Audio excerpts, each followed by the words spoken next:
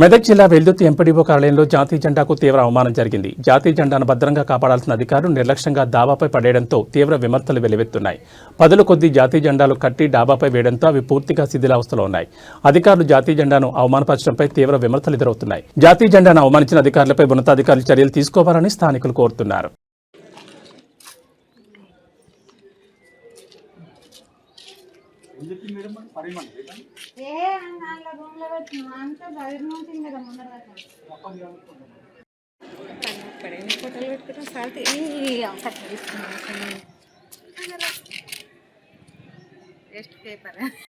మరి అవన్నీ